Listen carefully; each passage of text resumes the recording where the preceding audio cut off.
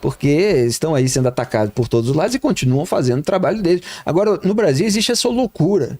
O sujeito que está faturando com a adulação a um grupo, não, esse que é o sujeito legal, então esse é o sujeito que eu vou acompanhar. O cara está lá fazendo fortuna, parasitando o eleitorado de um populista, que é a coisa mais fácil do mundo. Hoje você tem um monte de influencer, os caras ganham milhões de seguidores, eles falam só as narrativas bolsonaristas. Então só aponta a sujeira da esquerda. Então assim, eles pegam metade do nosso trabalho e aponta, joga na rede social deles. Eles não pegam a outra metade. Ignora a outra metade. Ignora a outra metade. Faz milhões de seguidores. Ah, fulano é legal, fulano eu vou seguir. Então, tudo que tá lá, porque esses influencers em geral não apuram nada, não descobrem nada. Quem descobre é jornalista ou procurador do Ministério Público. Né? Então eles pegam metade e jogam lá. E a pessoa vai lá, só vou seguir esses aqui e tal. Ah, você fala mal do meu político de estimação, desculpa. Eu tô curioso para saber o que o Vilela escreveu no guardanapo. Não é para não esquecer, né? Que a gente tinha falado antes de começar a prática positiva. Programa, sobre o Elon Musk, né? Que quer um partido, criar um partido lá e o que pode... É interessante porque... Mas antes disso, eu só queria fechar esse assunto do nós contra eles, né? Que essa coisa da reunião com os influenciadores. O PT durante muito tempo ele negou que tinha, né? Os Mavis e tal, e aí foi descoberto de Dilma Bolada e vários outros que recebiam ou não. Foi comprovado isso no final das contas? Um monte de coisa foi comprovada, né? Eu ajudei a popularizar essa expressão MAV, né? Porque MAV é mobilização em ambientes virtuais. Isso foi divulgado, o PT criou um grupo naquela época, os primeiros mandatos, que era um grupo que o PT estava treinando para atuar como militância digital. Ainda não tinha essa expressão milícia digital que foi popularizada pelo Alexandre de Moraes, no caso bolsonarismo. E agora eles estão se reorganizando porque estavam perdendo o debate nas redes sociais? Exatamente, mas eles têm uma militância permanentemente mobilizada. Eles só precisaram assim fazer uma coisa mais orquestrada mesmo. Olha, vamos todos bater nessa tecla. No caso é chamar o Congresso de inimigo do povo. Ricos contra pobres. Ricos contra pobres. Nas últimas semanas, campanha específica, né? A gente viu muito isso. Mas ele já tem... Enfim, eu posso falar bastante depois, mas Duda... Mas o PT continua perdendo o debate nas redes sociais, né? Eles não conseguem... porque o PT acho que ainda tem uma estrutura que é muito hierarquizada, né? Então, vem ali uma ordem do Lula e fala assim, ó, gente, assim, todos os ministros agora vão ter que fazer alguma coisa assim. Olha, vamos aproveitar essa oportunidade, agora é só Brasil soberano, né? E aí eles saem meio que mecanicamente, né? Fazendo ali o que foram mandados, enquanto que a direita parece que consegue fazer uma coisa muito mais espontânea e criativa e desorganizada ao mesmo tempo, que muitas vezes até assusta as nossas autoridades, né? Porque eles fazem, poxa, como assim, né? O Haddad, por exemplo, o dólar começa a subir, aí vinha a AGU, né? A Advocacia Geral da União, fala assim, olha... Está tendo um plano aqui para pegar e criar uma conspiração na rede social para fazer o dólar subir, né? Quer dizer, eles imaginam uma estrutura única, né? Hierarquizada de cima para baixo, fazendo as coisas, quando na verdade a coisa acontece e tem acontecido com muito mais liberdade e de uma maneira muito caótica, muito mais na direita e com sucesso do que na esquerda. Pois é. Mas então, aí eles criaram a mobilização em ambientes virtuais e nós passamos a chamar cada militante que aparecia para defender as narrativas do governo e atacar jornalista independente de MAV, que era a sigla ali daquele grupo criado para se mobilizar na internet. E isso acabou pegando, né? Muitos de nós, e até hoje das pessoas que são bolsonaristas, mas que naquela época estavam ali com olhos críticos aos governos do PT, muitos passaram a utilizar essa sigla. Teve um jornalista que acabou conseguindo, pela lei de acesso à informação, o que o governo divulgasse, porque o governo não divulgava, não tinha transparência, os gastos de verba de publicidade federal com aquilo que o José Serra cunhou, Tucano, do PSDB, na época polarizava com o PT, de blogs sujos. Ah, tá. Que é essa rede de blogs hoje eles se chamam de revistas, eles se chamam disso e daquilo, eles se dão assim um patamar de veículo independente. E muita gente da nova geração que vai entrando na política, que não acompanhou todos aqueles processos, não sabem que eles estão vendo um veículo que ganha mais dinheiro com o governo que defende, porque ganha dinheiro diretamente do governo. É a verba de publicidade, que eu combato, porque a verba de publicidade de governos, ela corrompe o mercado da comunicação. E eu vi isso acontecer por dentro do mercado da comunicação. Então, o governo dá lá, isso acontece, municipal, estadual, federal, mas federal é o mais grave, porque é o maior volume de dinheiro. Pois é. Então, o veículo recebe dinheiro e acaba fazendo uma cobertura positiva daquele governo, porque senão o governo não dá, né? E aí, às vezes, fica difícil para um jornalista que tem a vontade de falar todos os fatos, doa quem doer, ficar num veículo assim, né?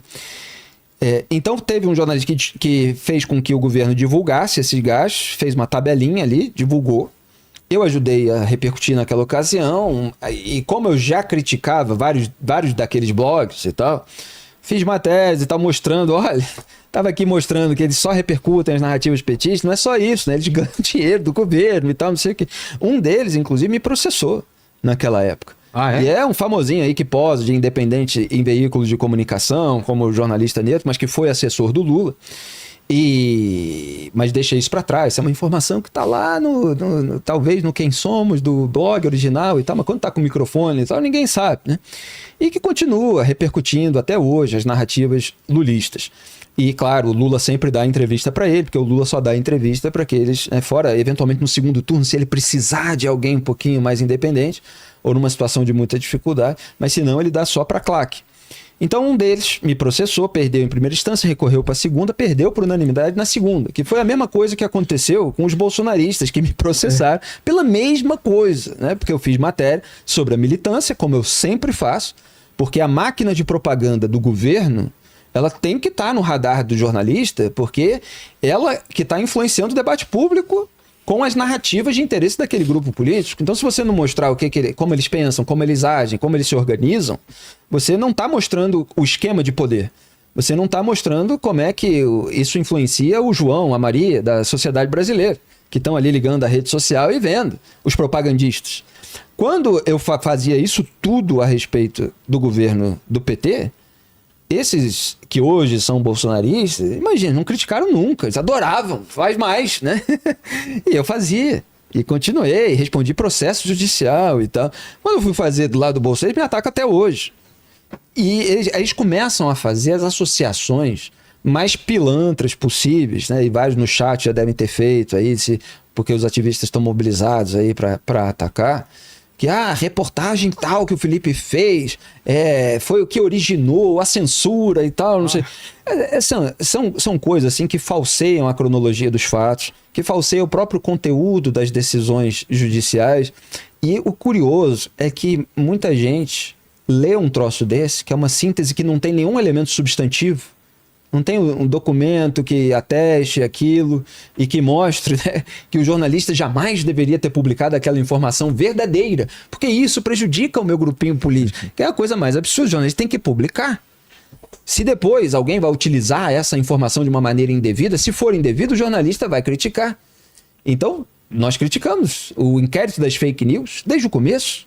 Quem não criticou, quem legitimou, foi a família Bolsonaro, que fez pressão nos senadores para que eles retirassem a assinatura para a instalação da CPI da Lava Toga, que ia investigar o Dias Toffoli pela abertura do inquérito das fake news, que foi o primeiro a ser relatado pelo Alexandre de Moraes.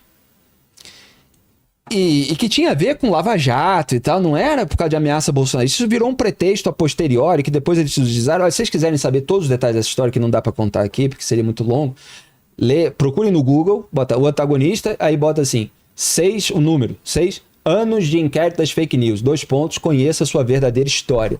Lá tá tudo compilado em forma cronológica. Mas aí só voltando, porque eu acho importante falar isso aqui, por exemplo, o Gabinete do Ódio. Né? Os ativistas bolsonaristas acham que eu que inventei o nome Gabinete do Ódio e tal. E olha só que curioso, não foi sequer a imprensa. Gabinete do Ódio é a expressão utilizada por militares do governo Bolsonaro.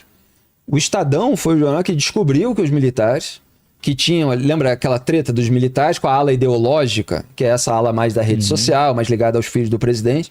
Então era o militar, era aquela turma ali, Luiz Eduardo Ramos, tinha uns ministros ali, que estavam irritados com aquela propaganda que atacava alguns deles e tal, e estava se referindo ao gabinete do... E o Estadão, como com jornalismo de bastidor, deu essa notícia. Falou sobre o gabinete do óleo, falou que tinha lá o pessoal que ficava no terceiro andar do Palácio do Planalto, que tinha um gabinete ali específico.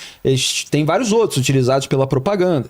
Então eu apontei depois militantes que tinham cargo em gabinetes de parlamentares, aliados, etc. Esses foram elementos que faziam parte de uma matéria muito maior. Mas o Estadão mostrou que havia aquilo ali. Quase ao mesmo tempo, a Folha veio e deu detalhes também, usando essa expressão, uma parecida, que nasceu do governo Bolsonaro. E aí depois eu fiz uma reportagem detalhando outros aspectos da propaganda bolsonarista, quem era quem ali, dos ativistas e quais que tinham cargo em gabinetes. Que é exatamente o que eu sempre fiz em relação aos governos do PT, que é mostrar de onde está vindo dinheiro para remunerar militância, para remunerar propagandista. Claro que eles têm torcedores, tem fanáticos, tem gente que milita espontaneamente na rede social, mas é dever do jornalista mostrar como é que o dinheiro público está sendo usado.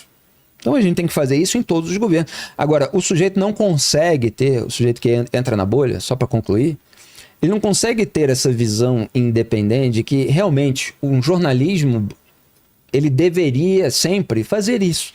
Vigiar todos os governos, independentemente de lado ideológico, político, etc. Isso não entra na cabeça do ativista. Porque na cabeça do ativista, ele está no grupo do bem contra o grupo do mal. Então, assim, quem não faz tudo contra o grupo do mal, tá errado. Porque ele é o grupo do bem. Agora, você imagine, se a gente vai aderir a um lado que está no poder, etc., qual é a moral que você tem no próximo governo? Então você tem um monte de influenciador que ganhou microfone no horário nobre durante o governo Bolsonaro e tal, puxando o saco do Bolsonaro, e que ficou eternamente marcado por essa puxação de saco. Hoje o Bolsonaro não está no poder, mas ele sabe que se ele voltar, ele pode contar com todo esse exército, e vai ter verba de publicidade para aquele veículo, né, como teve durante o governo Bolsonaro, que eles fingem que não, né? O Bolsonaro acabou com isso. Na verdade, ele tirou uma parte de alguns veículos, né, que ele não gostava, como a Globo e tal, não sei o quê, e distribuiu para os veículos amigos. Né? E as pessoas ficam achando que o Bolsonaro acabou com isso e tal. Mentira. Para. E aí depois, no ano eleitoral, que ele precisava da força da Globo também, ele botou de volta. Então tem matéria sobre a verba de publicidade no ano eleitoral para a Globo durante o governo Bolsonaro. Então assim, esses são fatos, são as atitudes, né? Não é a propaganda. Desculpa, me estendo.